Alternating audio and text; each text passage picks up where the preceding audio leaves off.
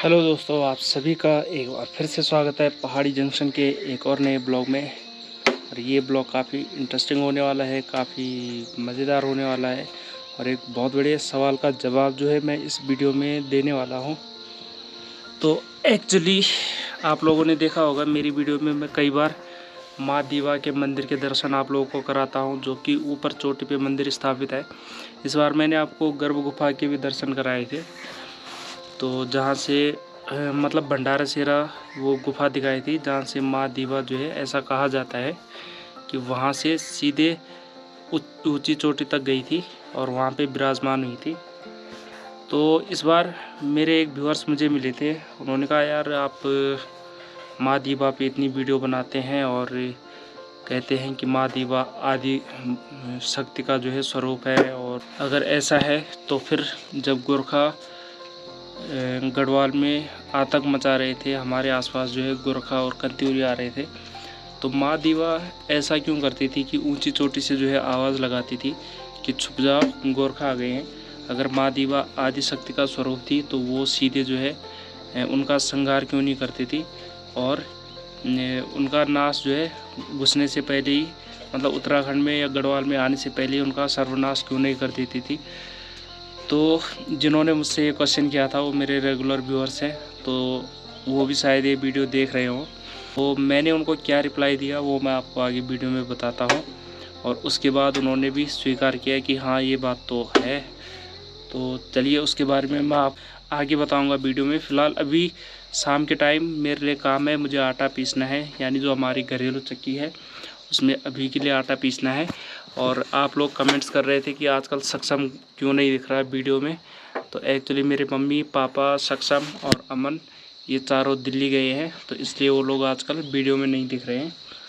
तो पहले मैं शुरू करता हूँ गेहूँ पीसना। ये है हमारा अनाज का गोदाम और इसमें है गेहूँ। तो फ्रेंड्स गेहूँ इतने तो नहीं लगेंगे क्योंकि छोटी चक्की है, तो उसमें कम गेहूँ डालेंगे।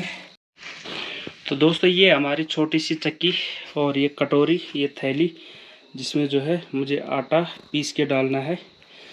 तो यहाँ से आटा आएगा और यहाँ पे मैं जो है इस थैली को लगा दूँगा। तो आप लोग आगे वीडियो में बने रहें। और पहली बार अगर पहाड़ी जंक्शन चैनल पे आए हो तो दोस्तों चैनल को सब्सक्राइब कर दो और वीडियो को लाइक कर दो यार। लाइक बिल्कुल नहीं करते आप लोग।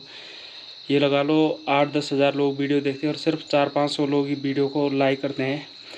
अगर आपको वीडियो पसंद नहीं आती तो बता दो दोस्तों, मैं वीडियो बनाना बंद तो नहीं करूँगा।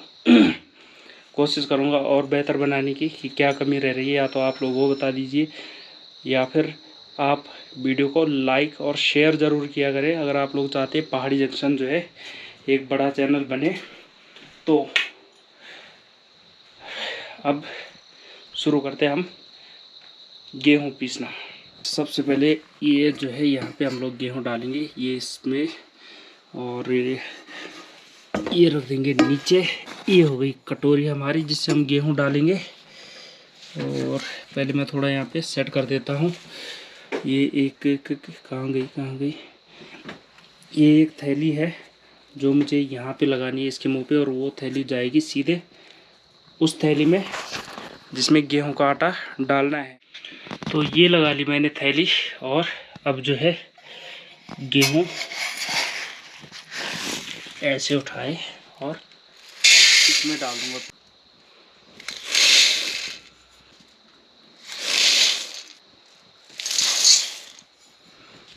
तो फ्रेंड्स और दिन ये काम रहता है मेरे पापा का, और आपने बहुत कम देखा होगा कि मैंने अपनी चक्की अपनी वीडियो में दिखाई हो।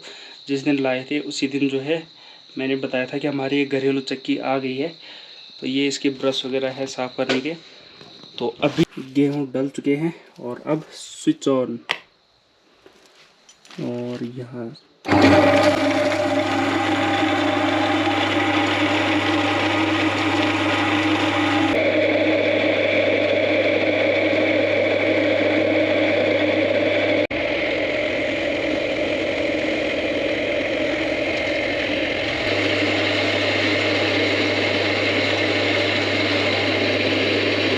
बस ये साउंड आ गया, समझो गेहूँ पिस गए और अब कर देते हैं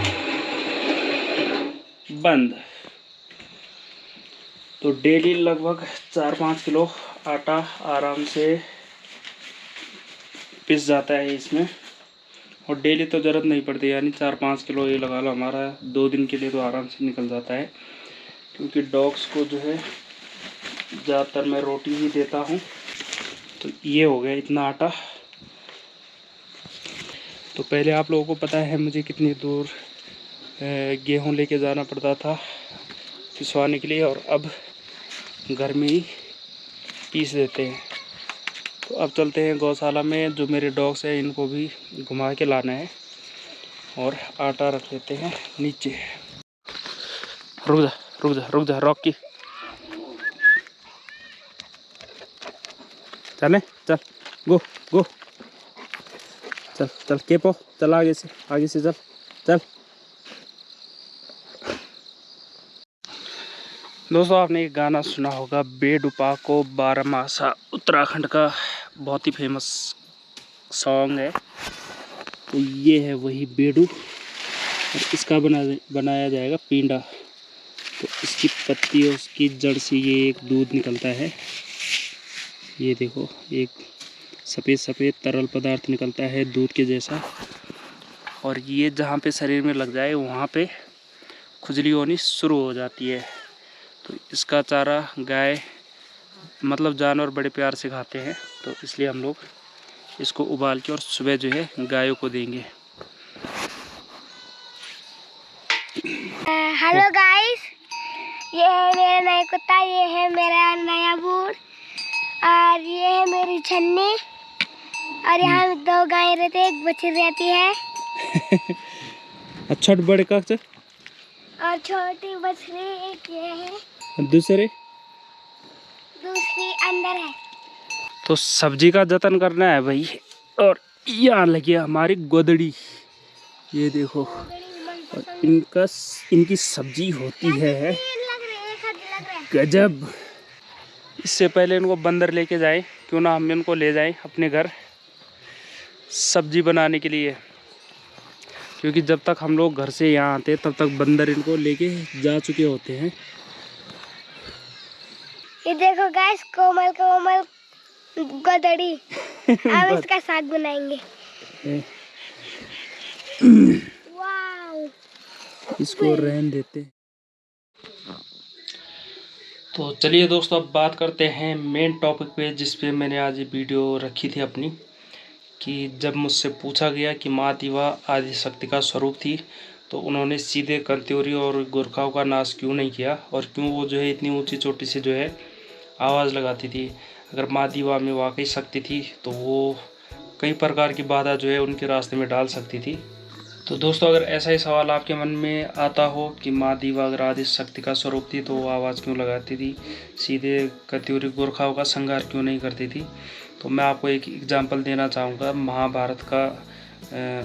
महाभारत का किस्सा हम लोग सामने रख के इस बात को समझने की कोशिश करते हैं कि महाभारत युद्ध हुआ था, कितना नरसंहार हुआ था, कितने योद्धा मारे गए, सैनिक मारे गए। तो महाभारत तो लगभग सब लोगों ने देखी होगी सीरियल के माध्यम से या कुछ पढ़ा होगा। महाभारत के टाइम में भगवान श्री कृष्ण साक्षात धरती पे अवतरित थे और भगवान विष्णु का स्वरूप थे। बावजूद उसके पांडवों को जंगल भटकना पड़ा, उनका राज्य छीन लिया गया, द्रौपदी का वस्त्रहरण किया गया, जबकि द्रौपदी को भगवान श्री कृष्ण अपनी बहन समान मानते थे। तो उसके बावजूद भी जो है इतना कुछ उनको झेलना पड़ा।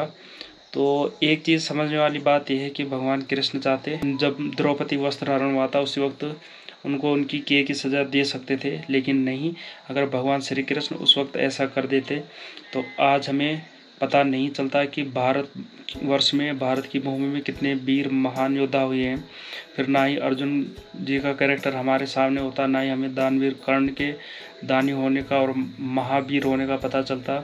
और कितने महान योद्धा हैं हमारे महाभारत में, हमारे उसमें आपने देखा होगा पितामह भीष्म, द्रोणाचार्य, और नाम लेते लेते थक जाएंगे हम लोग, लेकिन इतने वीर योद्धाओं का जो पराक्रम था, जो शौर्य था, वो कहीं ना कहीं दब जाता।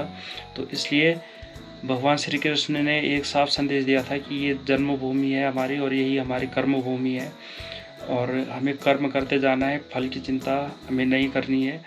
वही सीन मुझे लगता है उस वक्त भी यहाँ पे था कि जब माँ दीवा साक्षात आदि शक्ति का स्वरूप थी और गोरखा कत्यूरी जो है इतने अत्याचार कर रहे थे, तो वो आवाज़ लगाती थी कि छुप जाओ, गोरखा आ गए हैं। और अगर माँ दीवा पहले ही उनका श्रृंगार कर देती, शायद आज बीरवाला तीलू रौतेली, माधो सिंह भंडारी जी और गढ़ सुम्याल जी हो गए और अजूबा बफौल हो गए, मतलब कई ऐसे वीर योद्धा हुए हैं हमारे उत्तराखंड में, हमारे गढ़ भूमि में, कि हम उनके भी नाम लेते लेते थक जाएंगे, जिन्होंने अपने पराक्रम और शौर्य से जो है इस गढ़ भूमि की रक्षा की है और अपने प्राणों को बलिदान किया है।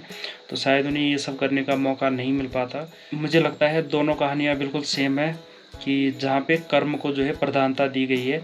आप लोग खुद ही सोचिए, अगर माँ दीवा पहले उनका श्रृंगार कर लेती तो शायद ये पराक्रम में शौर्य की गाथाएँ आज हमें सुनने को नहीं मिलती हमारे इतिहास में। अब इतिहास तो क्या बोले, भारत का हो, गढ़वाल का हो, यहाँ पे जो है बाहर के लोगों को महान दिखाया गया है और जो यहाँ के वीर हुए हैं, महान योद्धा हुए हैं, वीरांगनाएँ हुई हैं, तो उनके बारे में कम बताया गया है।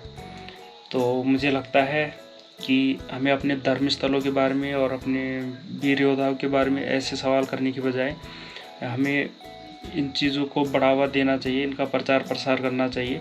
चलो, जिन्होंने ये सवाल किया था और काफ़ी दिन से सवाल मुझे खटक रहा था कि मैं इस पे वीडियो बनाऊं, तो यही चीज़ें मैंने उनको भी समझाई और उसके बाद उन्होंने माना कि हाँ, ये बात तो है। तो लास्ट में मैंने उनको यही कहा कि अगर भगवान श्री कृष्ण विष्णु के अवतार थे तो माँ दीवा भी आदिशक्ति का स्वरूप थी, और अगर श्री कृष्ण भगवान विष्णु के अवतार नहीं थे तो माँ दीवा भी जो है आदिशक्ति का स्वरूप नहीं थी, क्योंकि दोनों कहानियाँ बिल्कुल सेम है जहाँ पे कर्म को प्रधानता दी गई है। आप लोगों को क्या लगता है, आप लोग कमेंट बॉक्स में ज़रूर लिखें।